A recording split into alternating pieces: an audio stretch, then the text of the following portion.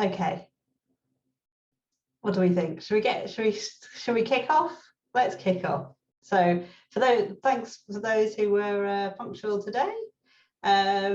Really looking forward to today's WORAN session. I'm the host for today. I'm Catherine Kent. I work for the Office for National Statistics. I'm also chair of the WORAN network. And I'll just do a bit of an introduction before I introduce Nicola Morrell, who's going to talk to us today about the menopause and what it means for OR. So yeah, I've got some intros to the WORAN in case you haven't been to one of these before. You're all very welcome. And then I'll hand over to Nicola. He'll give the main part of the presentation, which I'm sure she's interested in questions and discussion throughout. And then we've got a little bit about our next events that are coming up in the WORAN programme at the end of the session. We're not doing a breakout session this time. We're just sticking to the hour to give you a bit more time back. But feel free to keep the discussion going in the chat as we're going through. So, so a little bit about WORAN. So WORAN is one of the special interest groups for the OR Society. So a lot of you may already be members of the OR Society, but we very much encourage people to become members. Having said that, we also welcome people to attend our sessions who are not part of the OR Society, but have a very strong interest in OR and analytics. And we try and host events monthly, and that's a lot of those are provided by our sponsors. So we'd really like to find out who's here today, whether the audience, how diverse it is in terms of where you work, and what stage are you at. So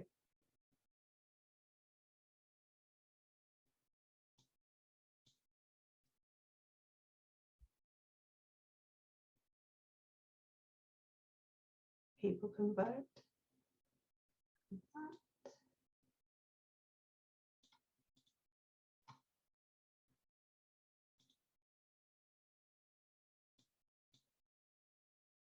Fab. And Stephen, how do I get the poll to show the results of that to show? Is that? Yeah, you should have the results now. Are they sharing?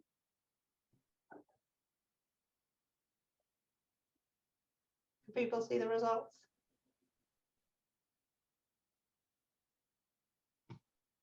Yep. Yeah, we can see them. Yes. Fabulous, that's good. So I'm seeing that quite a lot of people here are in the public sector, which is interesting. I am too. And I hope that's a good reflection on the fact that perhaps we've started talking more about the menopause in public sector organisations and what we can do to support colleagues. And a bit more of a range around the stage of the career. So we've got a range of people who are early career, mid-career and senior. So yeah, that's interesting too for the discussion we're having today. Great, thank you. So now let's move on to today's speaker. So Nicola Morrell is a systems thinking consultant at DSTL, and this is a sort of personal reflection for her. She's a mother, she went for an early menopause, and she wants to talk about the menopause journey. She's won an award for her efforts in this area, the Ministry of Defence Chief Scientific Advisors Award. She's also got an honorary fellowship from the University of Winchester, and she is on the board of the OR Society as Diversity Champion. So really pleased to have Nicola talking to us today. It's definitely something that I've become more aware of around menopause, and till now a lot of the information I've received is more around support, so well-being, supporting staff, but I think that there's a really important, interesting new angle here around talent pipeline. So I'm really interested in hearing this. So it's my pleasure to welcome Nicola, and I'll let her come in and share her screen.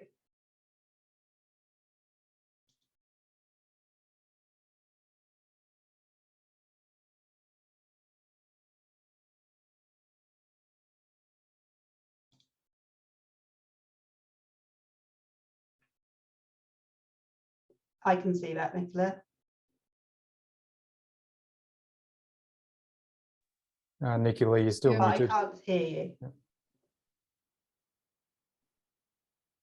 Nicola, we still can't hear you. Oh, yeah, we can see your slides, but we can't hear you.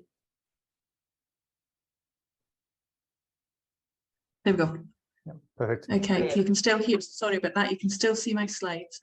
Your No, slides you're are good. on. Yeah, that's absolutely perfect. Excellent, perfect. Thanks, Nicola. So thank you very much everybody for coming. And just before I start, so I don't forget, given so many people are from the public sector, there is a cross-government menopause network, which most government departments have a representative on.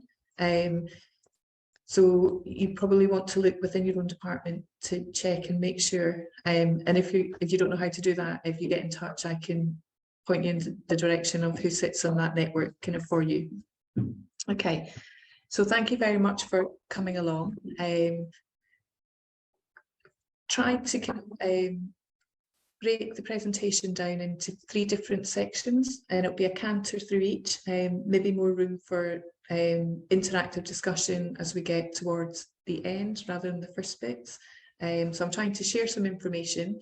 It might look a bit unusual as a presentation because I've got lots of hyperlinks in it, and that's just so that if people are interested in different bits, there's at least a place for them to get started. And we've got some Zoom, some polls kind of just dotted through the presentation, and that's really just to bring alive some of the things that we're sharing and encourage you, I guess, to think and reflect on some of the information and maybe how it reflects to the nature of the audience that we have today. So I'm going to cover a high level overview kind of the menopause, like really high level, because there's so much material out there that you can kind of go and get yourself. Talk a little bit about menopause in the workplace, and then a little bit about menopause in OR, and that's kind of in the main a discussion and a thinking place for us all, really. So very quickly, just about check my watch for about a minute, if you just want to jot down what you think it is that you might want to get from this session. We don't need to share it, it's just for yourself. So I'll just give us like a little minute.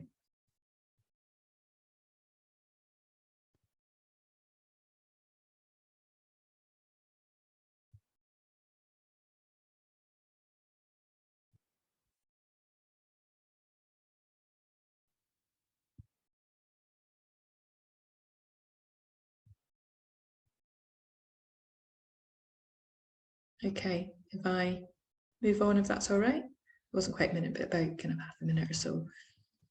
So if I start off with the first session for kind of 10-15 minutes on a high level information kind of on the menopause. So before we do that, we'll just do a very quick poll. So nobody's going to see your own personal information, and it's wonderful to see that we've got some allies along at the session. If I could just ask people whose body's personally going to experience the menopause to do this poll, that would kind of be helpful. So the first one is to put in some information about your age, and the categories for the age banding will hopefully make sense as we kind of go through the presentation. So if you want to submit your answers, and then we can have a quick look and see at the distribution that we have amongst us today.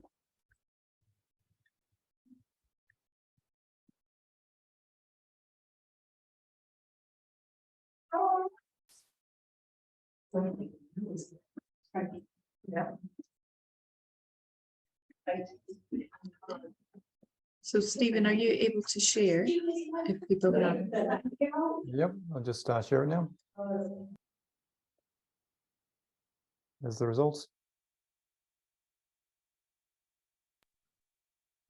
Lots in that kind of 41 to 51, and then the peri, and that no idea is insightful, is kind of not uncommon, as we'll kind of go on to find. Okay, so if I start, there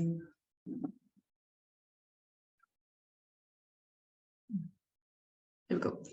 So what is the menopause? And so it really is just when your periods stop, you can no longer kind of get pregnant. And so the challenge is about what happens within the body when the ovaries kind of stop producing the eggs. And so there are a bundle of hormones that then decline kind of in your body.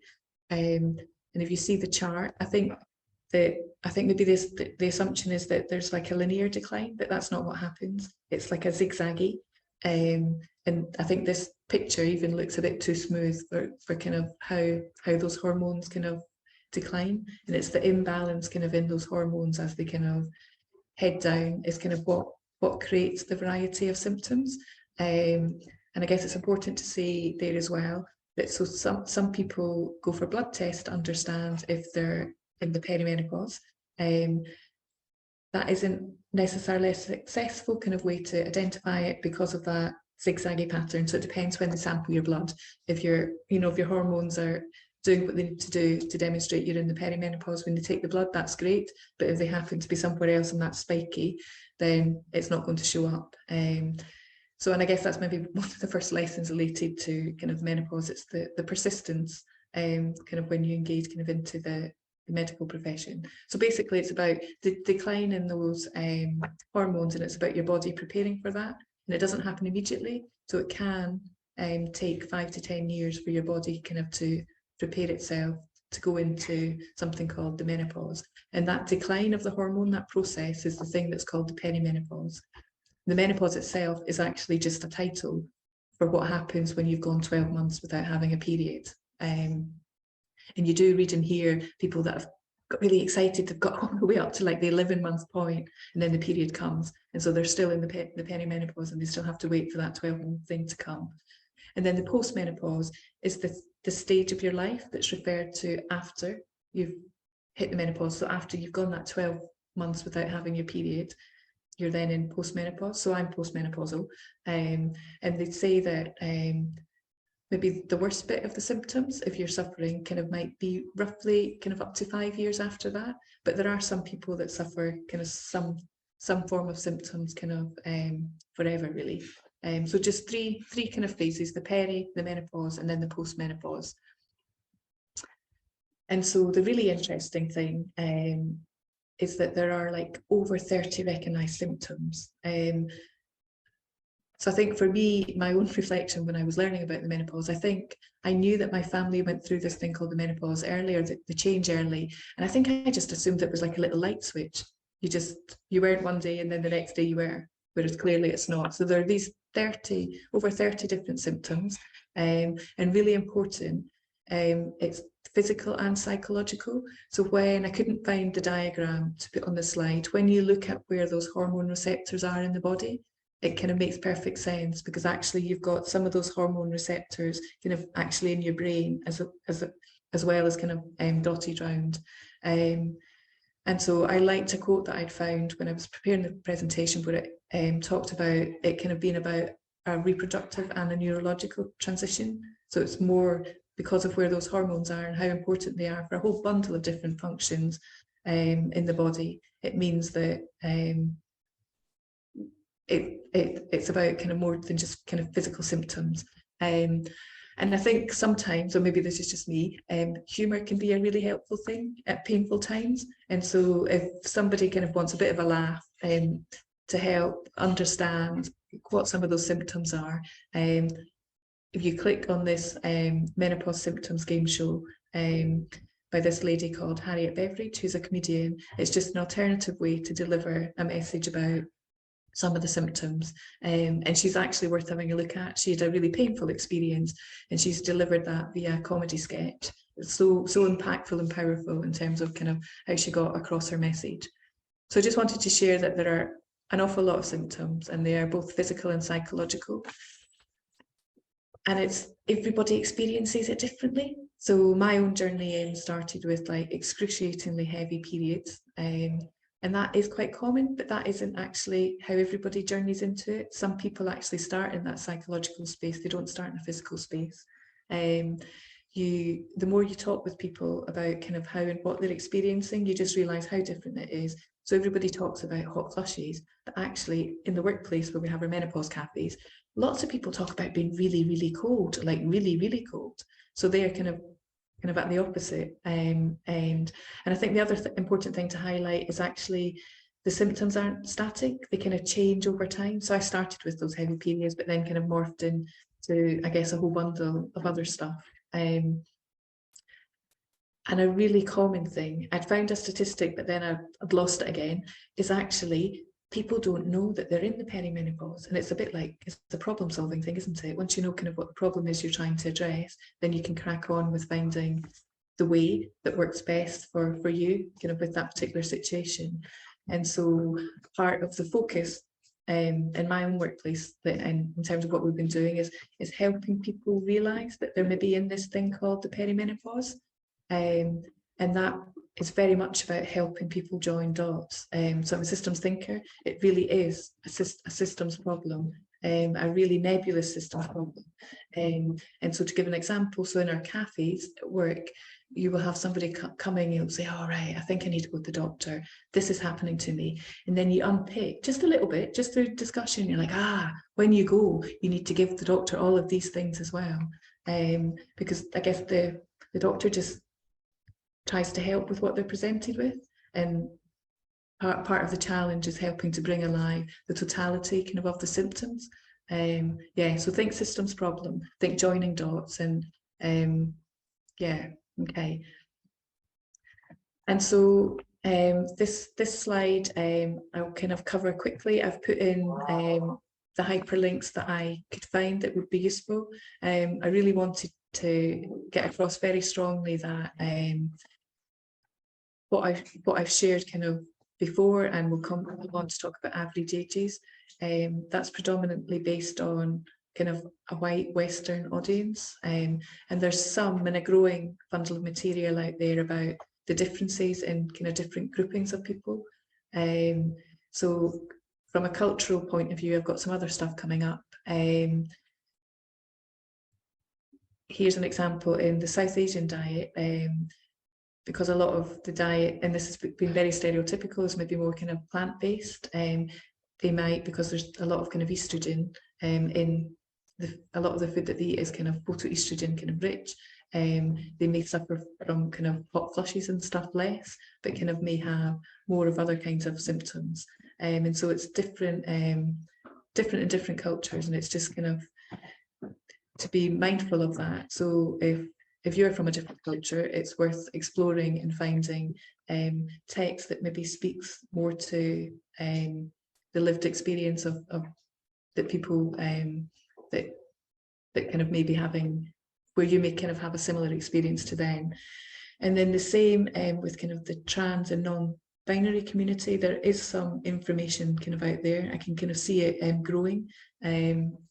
But it also, I think in particular, kind of trans men can have an impact on. So the examples that are often cited are where perhaps they need to stop taking their hormones in order to do something, maybe to go for an operation or something, and that act of stopping taking medication that they may be on to do something will then bring forward kind of some of those menopause symptoms that were kind of maybe abated kind of while they were kind of taking the hormones. So some links in there.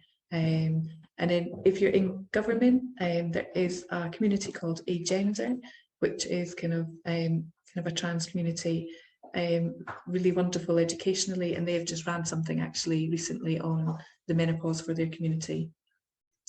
And then a little bit in kind of out there, and again growing, is some stuff around disability and around, and I guess specifically I've got some links here on neurodiversity, and some of the early research indicates that perhaps autistic women may experience some higher menopausal symptoms, particularly kind of in that psychological area, and actually going through and coming through the menopause may trigger people to start to identify as neurodivergent. So again, just to highlight that there's differences, and here are some links, but there's some more out there, but not an awful lot, I have to say.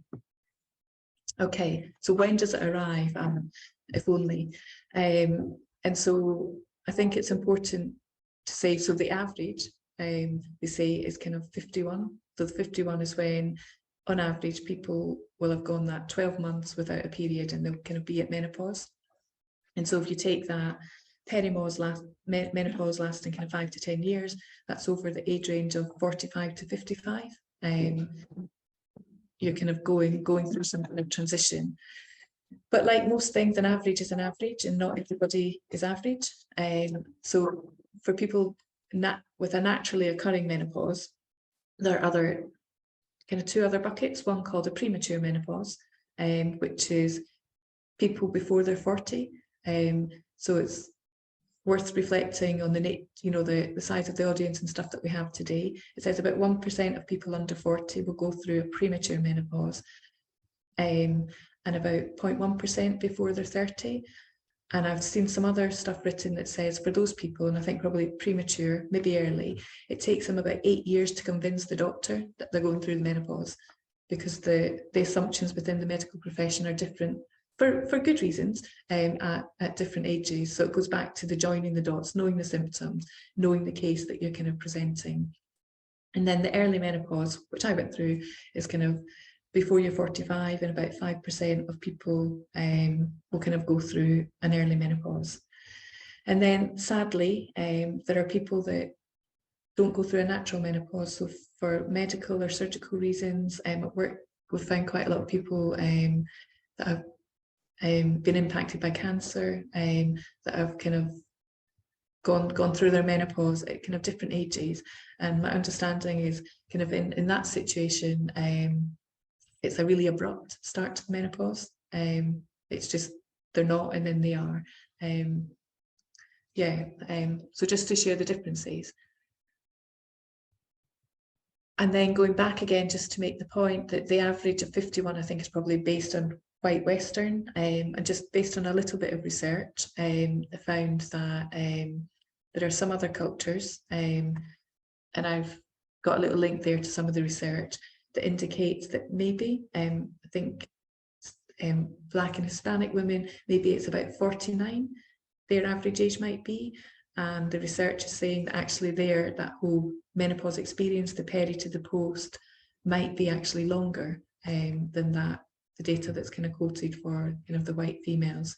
I haven't found kind of definitive numbers, but if we search hard enough, I'm sure there will be kind of something out there. And there are some links within the presentation on one of the slides in the notes pages that kind of link into a whole bundle of different podcasts and things for people speaking from their kind of own cultural perspectives.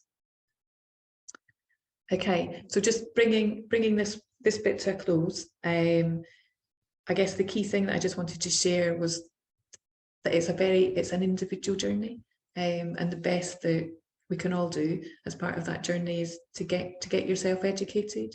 There are apps and a whole bundle of different things, depending on how minded you are, to help you keep track of your symptoms. I guess the key challenge is to know that you're in the thing, isn't it? In order that you know how to deal with it. And the thing that I haven't shared, which is important but I should share, so about 25% of people will apparently sail through. So not everybody is impacted the same. 25% maybe suffer the symptoms really badly, and then there's the bit in the middle, the 50%. So not everybody is kind of going to suffer. I guess the key is just knowing that you're at this thing called the menopause. And so I've left some resources there as well. I guess we could do a couple of minutes if there's anything in particular anybody wanted to ask about or share as part of this kind of first section. And no worries if we're not. It's absolutely fine kind of to move on. Can I chip in? Yeah, on you go. Yeah, I suffer from something called premenstrual dysphoric disorder, which is sometimes called PMS, so PMDD. Yeah. And one of the treatment options is actually chemical menopause. So I have lots of friends who have either gone through a full hysterectomy, an oophorectomy, or chemical menopause to actually treat their symptoms, because their symptoms are so severe. Yeah, and I'm actually I'm just about to start HRT to see if that'll help suppress my periods, just to treat my because the symptoms are pretty much the same as the menopausal symptoms, very similar, but cyclically all the way through your life. So just to say that that's another group of people who who choose to go through menopause early to treat their condition. No, thank you for sharing that. And I'm pretty sure, see that link that's called Balance? I hadn't realised until I started engaging with them, although it says Balance app, sitting behind it, written by doctors, is a whole bundle of fact sheets. And there might be, I'm sure, either on that or somewhere else, I came across lots of stuff in PMDD. And so there might be something there that's of kind of use for you. Thanks. That's okay. Anyone else, or will I move on to the next bit? I'll go on to the next bit. And so this is kind of a little canter through about kind of menopause kind of in the workplace. And so partly situating it in today's workplace, but then also the future. Okay, we do the poll just now, that's great. So again, if your body's going to experience the menopause, it's a single choice. Okay, that's fine. Just pick one that kind of relates to you the most then.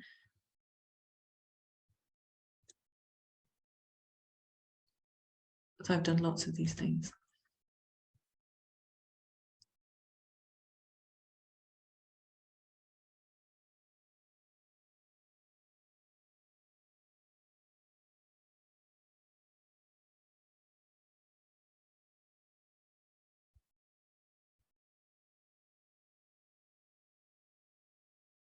Okay, what does it look like, Stephen?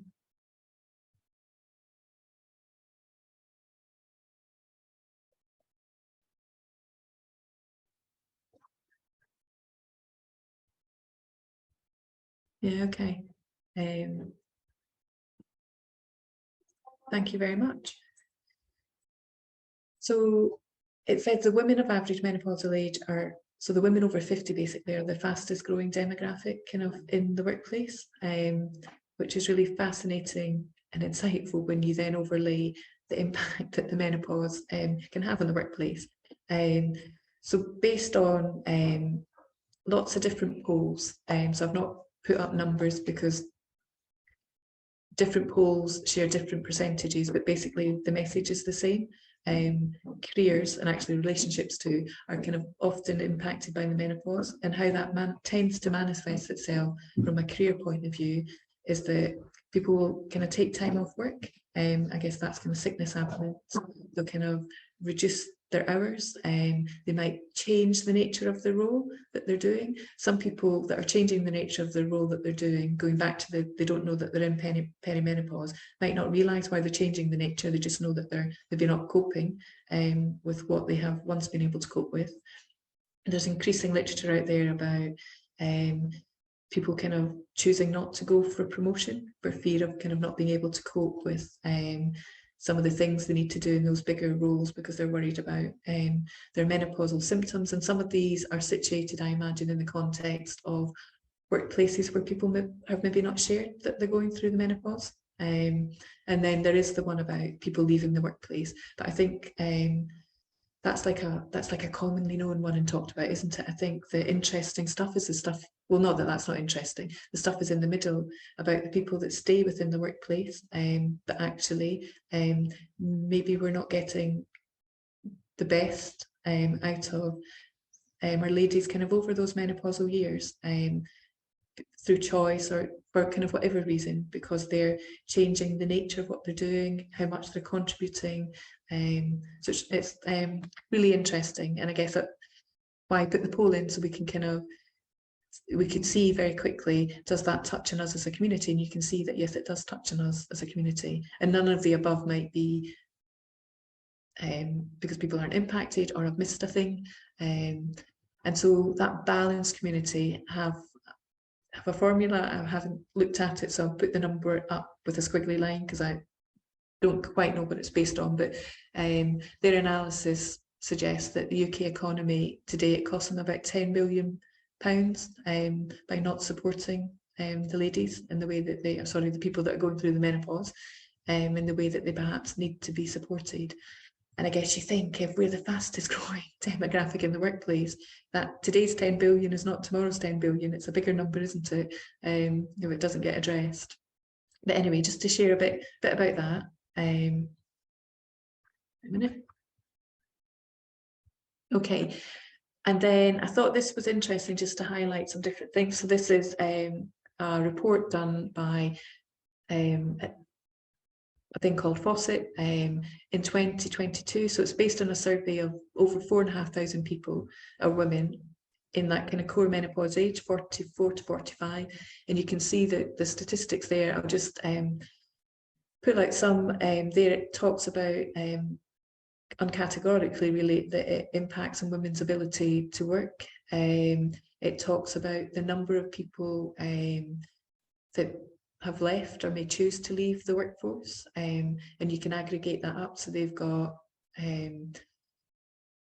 333,000 kind of people over the time frame that they were kind of looking at.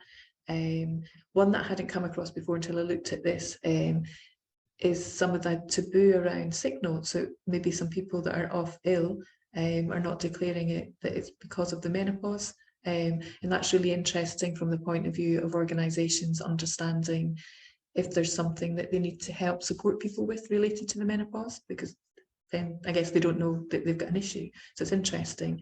And then here I hadn't come across before is that disabled women are actually perhaps more affected by menopause symptoms.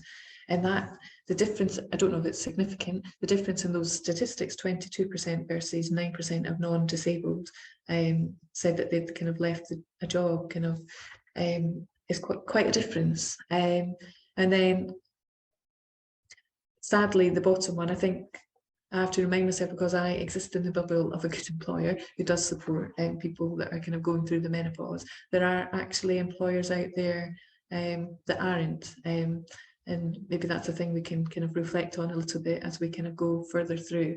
So I think whichever way you kind of look at it, whatever kind of piece of research, they're pretty much all saying the same things. The percentages are a bit different because all their sample sizes are different, but basically is really relevant to the workplace. People choosing to leave, staying, people having very different experiences, and organisations maybe some not supporting as best they could. So it's a systems problem, isn't it?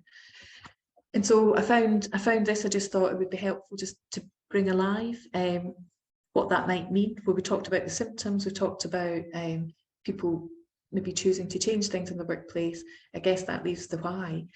So here you've got some of those symptoms: the poor memory and concentration, means that maybe people are feeling less confident, maybe their performance and productivity is not what it once was. Sleep disturbance, which is a bit of a biggie, affects memory, affects maybe your ability to manage your moods.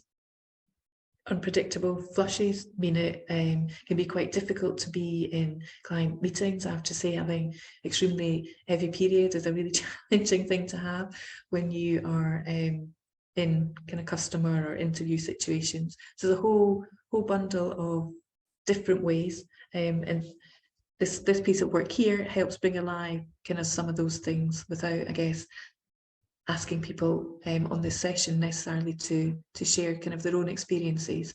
But if you're having some of these, I hope that you can see that you're not alone. They're really quite common things, and the key is it's about opening up the space, isn't it, for people to kind of to share with each other what works for them.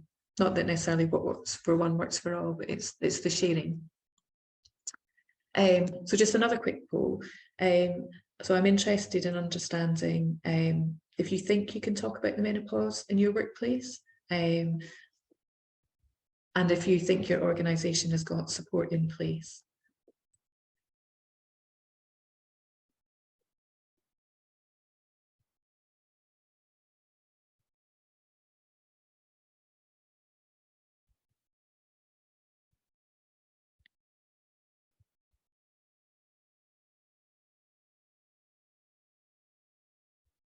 Okay, what's that showing, Stephen?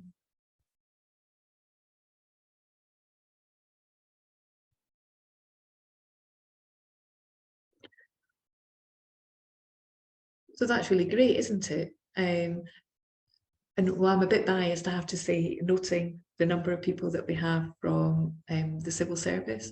I'm kind of, well, I'm encouraged at the yes openly, yes in hushed tones, at least yes, it's kind of, you're like off the starting blocks, aren't you? Yeah, okay. This is good.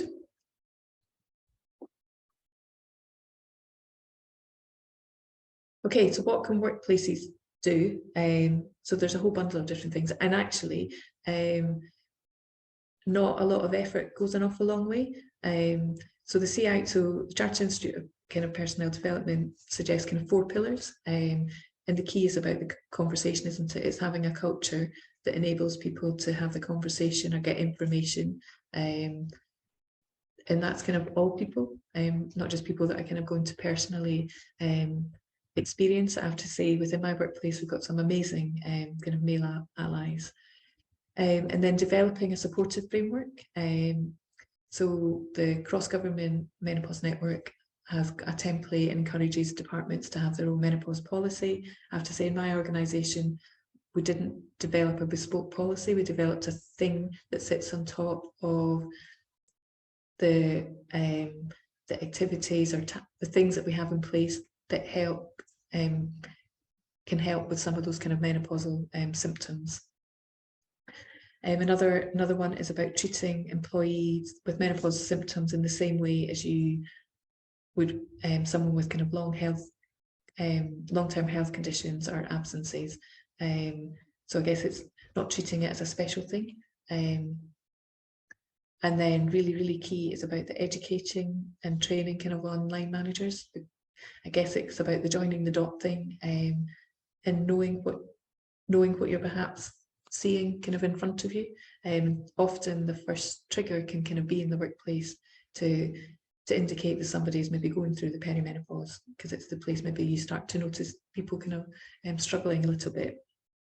And so some of the suggestions from other places, it's just like most problems, isn't it? Get your senior level buy-in, have the support groups. I guess that helps with the culture.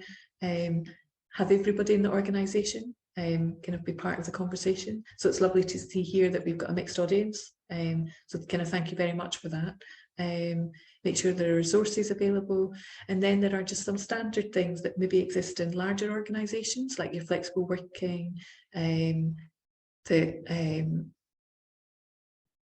that are tools. I don't know if tools is the right word, things that kind of assist. So when I was in the midst and I wasn't sleeping so well, I reduced down my hours. So in the middle of the week, I didn't work. So that gave me some time to catch up kind of on sleep. And I have to say that although I don't need that day now, I've turned to using it for volunteering actually, which is an amazing thing to do, I have to say. It's really enjoyable. So menopause in the workplace, just a very quick summary. It's got a really wide-ranging impact, and I think it's kind of indisputable that it has an impact. There are so many different surveys kind of saying kind of the same thing. And there's actually an awful lot that can kind of be done to support in that workplace. Often stuff that's kind of already in place can help address the menopause symptoms. But the key is having the environment that enables somebody to first understand and to have that discussion, and acknowledge that they're kind of going through and experiencing the menopause. So I put some resources up there. You can think about going for menopause friendly accreditation. There's a guide there for managers, and I've put a link to a guide that I found for higher education institutes as well, something that this Advanced HE have done with Athena Swan. So if you're from academia, there's a link there as well. So I don't know if there's anything that anybody wants to raise or ask before we kind of go on to the last bit, which is bringing it home to OR really.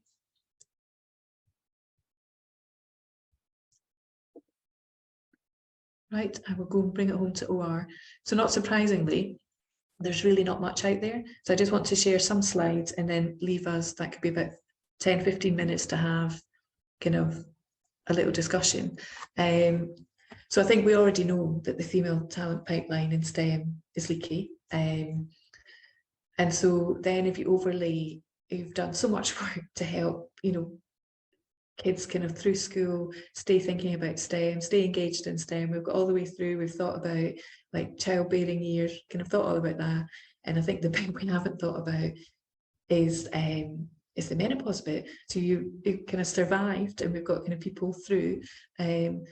Then you've got this period of time where people are at the peaks of their career, perhaps leaving, reducing their hours, not going for those big promotions, whole bundle of things. And that speaks to all types of people that are engaged in OR. So I looked last night at the average age females tend to get their professorship, and not surprisingly, it coincides over that kind of 45 to into kind of the mid 50 age range. So it lands right in the middle of the menopause years, the same as kind of quoted kind of within industry for kind of some senior positions too. So knowing what we know from the previous slide, that there are things that we can do within our own organisations to do stuff. And I guess this is us just reflecting on our discipline and kind of what might it be that we could do about our discipline. So first, just to bring alive some of the stuff that's on the next slide, which is a bit about some OR roles. So if you're personally kind of going to go through the menopause, do you have a client-facing role? And however you want to interpret that, because within academia, when you're doing consultancy, you have that also, don't you?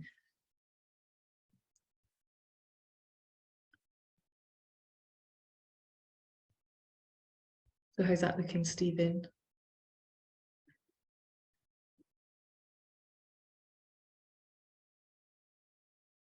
Yeah, that's what I thought. So this next slide then is really quite fascinating. Well, I think it is. So then I found when I was doing some research how the menopause kind of might impact women in the workplace, and we've kind of talked a bit about that already. And so my blue dotted box, when I looked at that, I thought, oh my gosh, that's kind of speaking to a lot of people that do OR, their job. It's if you're having some of those stuff to do with fatigue or hot flushes or your concentration, your anxiety and worry and your insomnia, all of those are kind of up. It's suggesting that the most challenging aspects in work to cope with are then when you've got short or changing deadlines, you've got long hours, you've got a high workload, and then you're dealing with customers or clients. And you think, oh gosh, isn't that interesting when you overlay what the nature of a lot of OR work is? So you think, well, then it does impact us as a profession. Then I looked a little bit further and I found, so we're not all from the financial services, but if you think of the financial services being about STEM and predominantly that kind of skill set, there's this report that I found from 2021, and you'll notice a lot of the dates that I'm giving for when things are published are like only a few years old. So it's just speaking to the fact that there's not an awful lot known in research kind of about this. But this report acknowledges that there's a blockage in the female retention and leadership pipeline across financial services. And there is another piece of work that's gone on to demonstrate and show how they started to make kind of progress. But I think that that statement coming from that report, you could probably apply to operational research. We've not done the research to know, but I would be astounded to find that it's not the same. Then I found a piece of research, where's the date, 2021 again, and it kind of concludes that there's a serious lack of research on menopause at the workplace, and there's a really little focus on how it impacts on a female's career sustainability. So it might be that you need to duck down for a bit over your menopause years and then duck back up. There's just not much kind of out there about any of it. So that kind of starts to bring me to the end. I've got just a few more slides, but I really just want to leave some time for us to reflect. So if I just say the questions, we do the poll, and then we can have a quick chat really. So it's kind of like, so OR as a profession, ignoring kind of the organisations and institutes that we work in, if we're like a solo person as well, kind of how can we learn from each other as individuals and then as organisations? Should we as a community be doing some research and understanding more about the impact on the menopause in our profession? What else is it we could be thinking about doing? And then kind of selfishly, if I just do this quick poll, is do we think that OR society has a role to play in helping with this? Not to say that it does, I'm just interested in seeing what people think.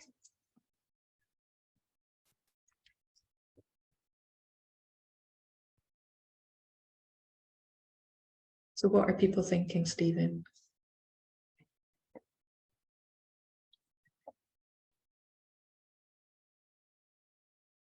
Yeah, I was in the not sure because I'm genuinely not sure. So in the oh wow, there are no no's. So we have, so this is probably just the start of a discussion then, isn't it? Rather than the end, so we've only kind of got about kind of 5-10 minutes. So what are people's thoughts? Really interested in hearing them about what we could potentially do.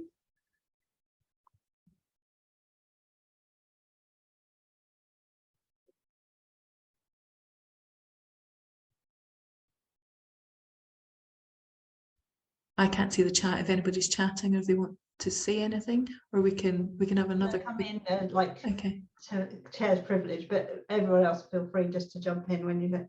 So Nicola, yeah, I found that fascinating. I found a bit overwhelming though as well, and I think maybe because you're come from a systems thinking background, you can sort of visualize it a bit more, but for me it just seems like a lot of uncertainty because each woman that goes through this has a different set of symptoms. It takes a different amount of time, so it's not going to be the case that we could put in place one solution. No. So I think that the action is around that the talking and making it open and reflecting on the fact that there isn't, you know, the menopause isn't just one thing. It could affect people in different ways. Because reflecting on the poll that you had with can you talk about the menopause, it would be interesting to hear about whether that's people bring it up who are already going through the menopause and they think it's fine to talk about their own experience, or whether there's people who actually think it's okay to just bring it up as a conversation, to think about, you know, what could we be doing as an organisation better to support people in the menopause. It's almost taking it beyond the here and now and thinking about, yeah, what can we do in the future.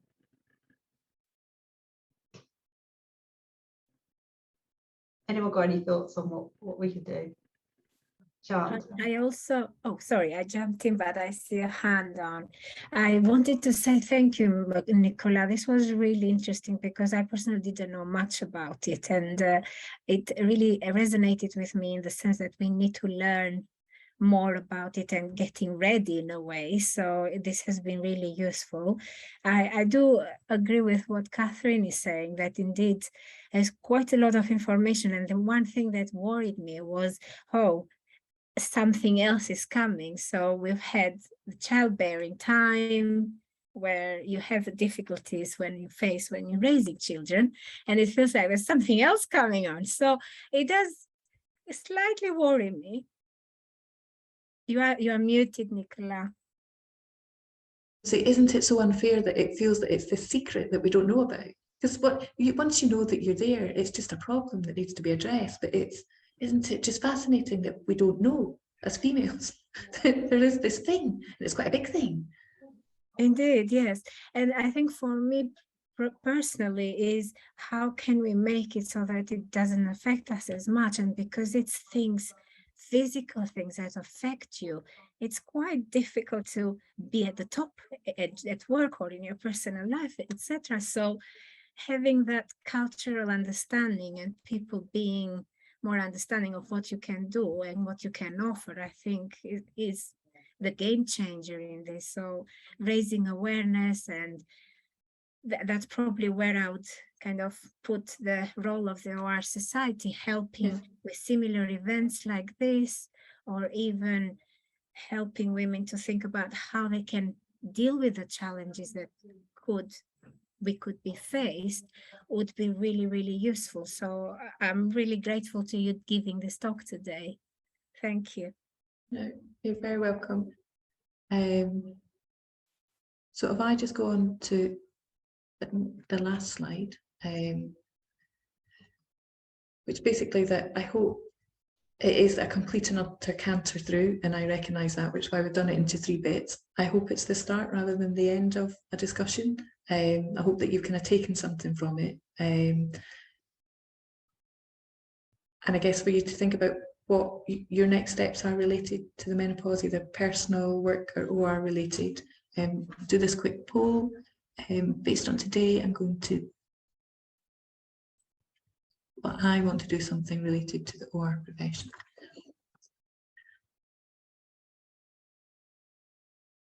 So when you're ready, Stephen, if you want to share, that would be amazing.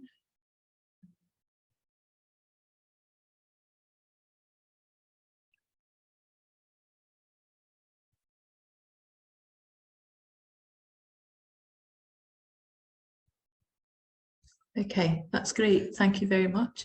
And for those that are interested in thinking about profession or how the society can kind of help, kind of really welcome and open to kind of having a discussion around some ideas kind of related to that, particularly kind of in that talking and making it open. It might be as simple as us just having a menopause cafe. It doesn't take much to help and support each other, really. So that brings me to the end. It was a whirlwind, which I kind of knew it was going to be, but thank you very much for taking the time to come and listen. And I'm glad that it was kind of helpful for many. Thank you very much. Thanks, Nicola. Sian had some more reflections. Sian, did you want to come back in? Yeah, there was a couple of things. I run the local kind of menopause support group at my workplace. A couple of things I wanted to bring up. The one thing was you can't completely separate this out from other women's health conditions. So I would say don't ignore the interconnection, how this interconnects with things like endometriosis and PCOS and those kind of. Yeah, no, absolutely. I've got a lot of women in my support group who have had, all through their life have had really severe conditions, and then menopause on top of that, which makes things much worse. And the other thing would be that now, because I'm really open about, I've been talking about these things for a number of years now in my organisation. Lots of senior women have come to me to talk about their problems with menopause, but they wouldn't come to the group. They're not public about their struggles. They're board level women, but they're not open about being on HRT or really struggling. They're really not open at all. And so there's this kind of, even though we're kind of open about, like, kind of publicly, we're kind of trying to be a kind of menopause friendly organisation. Yeah, the women at the top are not actually. So that's really interesting. So we had a bit of the opposite experience. We went to one of our senior ladies. She was like, "Oh, I'm a fraud." I was in that 25% that had no, I sailed through. I don't feel that I can come and talk. And you're like, of course you can. You're reflecting back. Not everybody has because it's not scaremongering, is it? Not everybody has a bad experience. So it's really good to counterbalance the narrative. That's such a shame that the senior ladies in your organisation don't feel able, because it's important that they do. Yeah. They're the role models. So. Yeah, and say this is, you're capable of, because I know so many people, not going for that promotion or whatever, because they just that brain fog of not feeling capable anymore. So I kind of feel like I kind of want to show them examples of, look, these women have got. Nicola Sturgeon's out, isn't she? And I think Michelle Obama has spoken about it as well. There are some other senior ladies that speak about it quite openly, I think. Yeah, so I mean, I'm hoping for International Women's Day, I'm hoping to do a series of like talks with women about their careers, like within our organisations, because we're really struggling to get the kind of restrictions on us getting external speakers at the moment in the civil service. So I'm thinking, I'll see if any of them would be open. delving into the topic. And are you linked into the cross-government menopause network?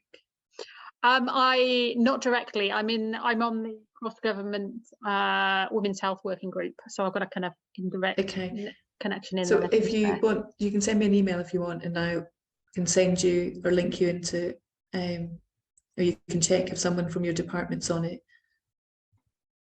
No, it's just me because we're a tiny department. Okay. I was just wondering as well, for women not saying it, maybe they will feel that they would be disadvantaged if I did mention it, but I don't know. It's very... Yeah, it's interesting. So I'm naturally a really quiet and private person, which is where I find the fact that I'm talking loud and proud about the menopause really very interesting. But I think part of that is because I'm postmenopausal, so it matters not a jot. You know, I've gone on the really painful journey, and so part of my responsibility, I feel, is to help educate and prepare people, because they might have the smoothest of journeys, and I wish people do. The key point is to know that you're on that journey, because you know, when you know, then you can start to get in place whatever it is that kind of works for you. It could be HRT, it could be exercise, it could be whatever it is.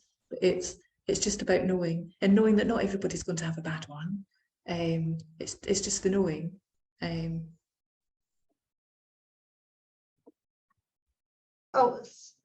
We've come to the end of the time, but I can see that Celine's just put her hand up. Did you want to have a quick reflection? Hello, I don't know if you can see my video, sorry. I just wanted to emphasize that it's very important that everybody is aware of what may happen and be ready, body-wise and mentally.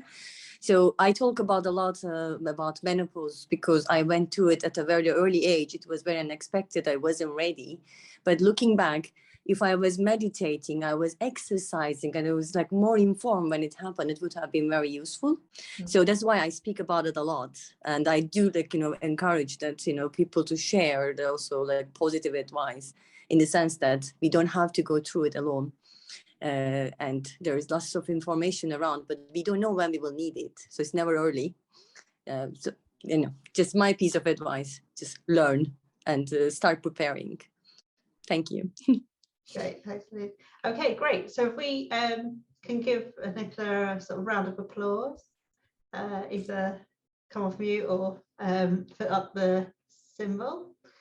And just to finish, before I let you go, just to say that we do run these events quite regularly. We generally have them online, but for our upcoming one, which is Christmas special, we've got a bit of a hybrid situation going on. So what we're doing for people who are in perhaps organisations with more than one person who wants to attend, we're thinking about ways that people could perhaps meet in person and then join as one group, because it's going to be like a Christmas social stuff where we'll probably have quizzes and chats and stuff like that, and thinking about how we can make it a hybrid event. And that's on the 15th of December, and it's a later in the afternoon one, so you can hopefully combine it with a bit of cake or perhaps a drink. And we've got another event already scheduled for February around leadership, so spotlight on some of our leaders in OR. So thanks again to Nicola, thanks again for you all for attending and participating, and yeah, hope to see some of you at the Christmas event.